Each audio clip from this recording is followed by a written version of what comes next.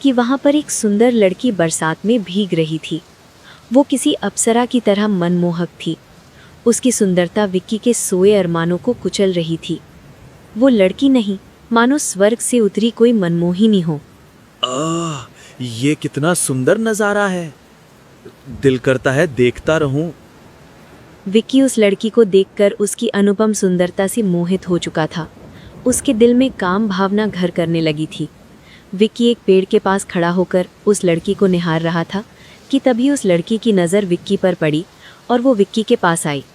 क्या हुआ बाबू, आप इस तरह घूर घूर कर क्या देख रहे हैं? लड़की की आवाज़ सुनकर विक्की अपने ख्यालों से बाहर आया तो उसके ठीक सामने वो लड़की खड़ी थी। उसे देखकर विक्की के दिल की धड़कनें तेज हो गई। जी मैं वो कुछ भी तो नहीं, मैं तो बस यहाँ फंस गया हूँ और यहाँ से बाहर निकलने का रास्ता ढूंढ रहा था, और रास्ता ढूंढते ढूंढते कब यहाँ तक आ गया पता ही नहीं चला।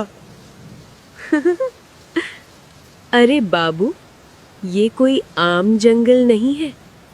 इस जंगल से बाहर जाने का तो सिर्फ एक ही रास्ता है, और वो रास्ता इस तेज बारिश की वजह से बंद हो चुका है। अब इस जंगल से आप बाहर नहीं जा सकते। ये रात तो आपको इसी जंगल में गुजारनी पड़ेगी, और कोई रास्ता नहीं है आपके पास। जी आपकी बात सही है, लेकिन मैं यहाँ जंगल में इस बारिश के बीच कैसे रह सकता हूँ? क्या आपके पास कोई रहने की जगह है जहाँ आज रात रुका जा सके? क्योंकि बारिश बहुत तेज हो रही है और मुझे बहुत डर भी लग रहा है। देखो बाबू, इस वीरान जंगल में तो रहने की जगह आपको कहाँ ही मिलेगी, लेकिन हाँ, यहाँ से थोड़ी दूर ही मेरा घर है। तुम मेरे साथ चल सकते हो और वहाँ तुम पूरी रात गुजार सकते हो। लड़की की बात सुनकर विक्की का मन बहक गया। उसे लगा कि वो लड़की खुद उसे अपने घर ले जा रही है।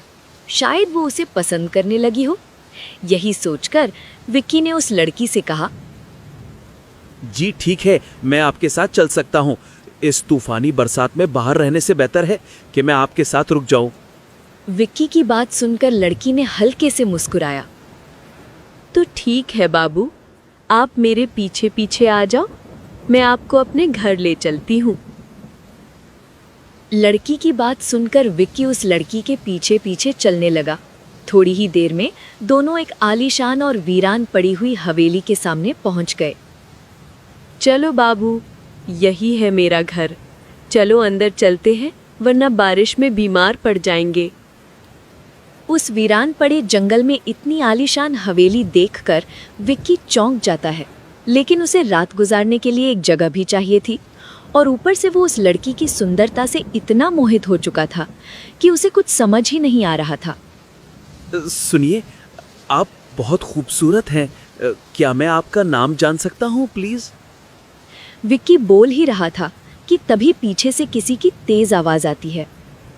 कोमोलिका, कोमोलिका नाम है इसका। विक्की ने डर कर अपने पीछे देखा तो वहां एक अजीब सा आदमी खड़ा था। आप कौन हैं और आपको इसका नाम कैसे पता है? ये मेरे बाबा हैं। इस हवेली में हम दोनों ही रहते हैं। ओह, ये तुम्हारे बाबा हैं। नमस्ते अंकल, मैं विक्की। वो दरअसल जंगल में मेरी बस का एक्सीडेंट हो गया था और इस जंगल से बाहर निकलने का कोई रास्ता भी नहीं मिल रहा था, तो मेरी मुलाकात आपकी बेटी से हो गई और वो मुझे अपने साथ यहाँ ले आई ताकि मैं आज रात यहाँ गुजार सकूं। विक्की की बात सुनकर वो आदमी कुछ नहीं बोला और चुपचाप ही हवेली के अंदर चला गया। ये देखकर विक्की को बहुत अजीब लगा। वो बाबू, दरअसल बाबा किसी से ज्यादा बात नहीं करते, इसलिए आप उनकी बात का बुरा मत मानिएगा। अच्छा, अब आप अंदर चलिए ना। इस तरह विक्की उस लड़की के साथ अंदर आ जाता है। वो लड़की विक्की को एक कमरे में ले जाती है।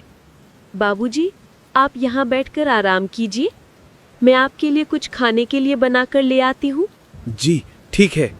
ये कहकर वो लड़की वहाँ से बाहर चली जाती है और विक्की वहीं बैठकर आराम करने लगता है। लेकिन थोड़ी ही देर बाद विक्की को एक हलचल महसूस होती है।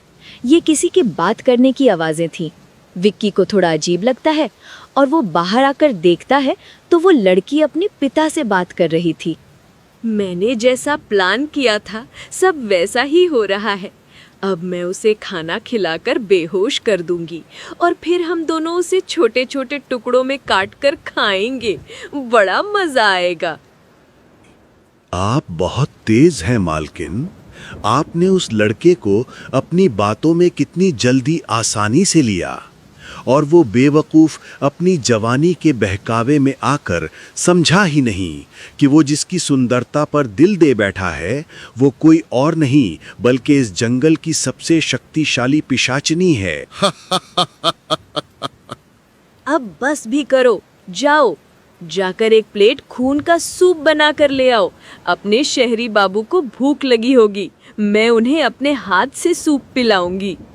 ये कहते हुए वो लड़की हंसने लगती है और देखते ही देखते वो एक भयानक पिशाचनी में बदल जाती है और वो आदमी भी एक बहुत ही डरावने पिशाच में बदल जाता है। विक्की ये सब देखकर बहुत डर जाता है। हे भगवान, ये क्या? मैं अपनी बेवकूफ़ी के चलते कहाँ फंस गया? मुझे कैसे भी करके यहाँ से निकलना होगा, वरना इन पिशाचों से मुझे कोई नहीं बचा पाएगा। विक्की यही सोचकर दबे पैरों से छुपते हुए वहां से निकलने लगता है, लेकिन तभी उस पिशाच की नज़र अविनाश पर पड़ जाती है। वो देखो मल्लिका, आपका शिकार भाग रहा है। ये सुनकर विक्की बहुत डर जाता है और बेतहाशा होकर